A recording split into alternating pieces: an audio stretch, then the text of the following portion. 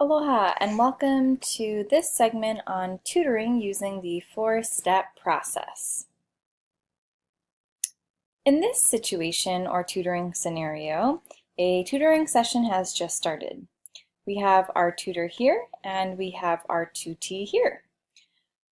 Evidently, the first step in this four-step process is to start with step one, which is other known as our three-step process for assessing the learner needs. Of course, again, this step or this three-step process always begins at the start of every tutoring session and encompasses the discover, the validate, and the classify. So let's see how this situation plays out using this three-step process in assessing learner needs. The tutor asks, "What do you need help with?" The student responds, "I need help with writing a thesis. I just can't figure out how to write one." Any good tutor in validating that process would say something like, writing a thesis can be difficult, but I think we can work through it together. That would be great. So now that we've discovered and validated the student needs, next is to classify or develop an agenda. The tutor might say something like, "Okay, it sounds like the plan today is to go over a thesis statement. Sound good to you?" And the tutee responds in this situation, "Sounds good to me." Now again, it's always essential that when developing or creating an agenda, you always have student buy-in. So there is some type of agreement between you and the student that the goals of the session will be maybe X or X, Y, and Z. You don't want to just create an agenda without student buy-in, or it can make the student defensive and not very engaged within the session. All right, so now we have our next step in our four-step process, and this second step is our monitor step, using the Socratic method of questioning, as well as making sure that you're monitoring the student's verbal and nonverbal cues. For this step, the tutor has asked, "What do you know about thesis statements?" to gain a little bit more information on what areas or what information the student knows. The student responds, "I know a thesis is your essay's main point." You're right. So what is your biggest challenge with writing a thesis? The tutor asks. Honestly, I just don't know where to start. Now let's pause here. Do you notice anything different about the tutee's nonverbal expressions? Take note of that as we move forward.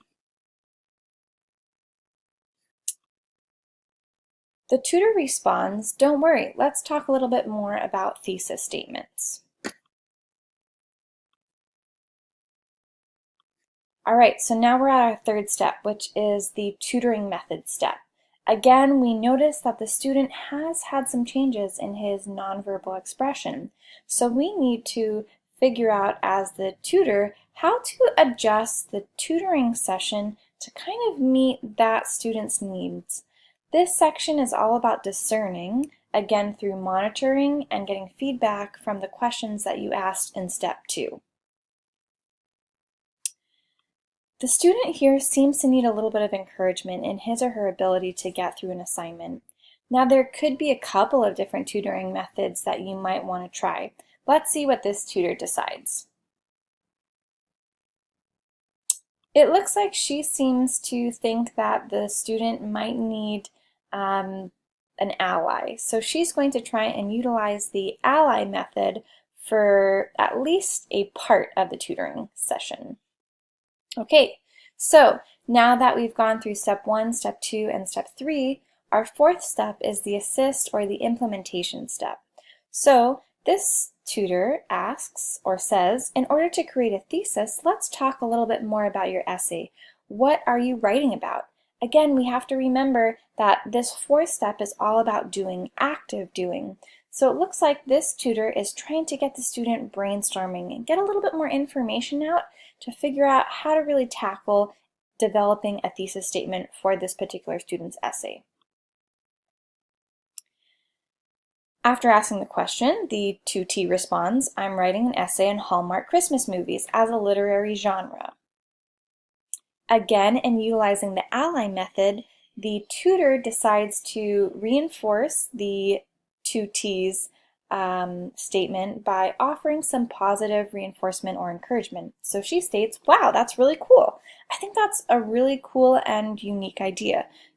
So the next step is, what points do you make in your essay about this particular genre?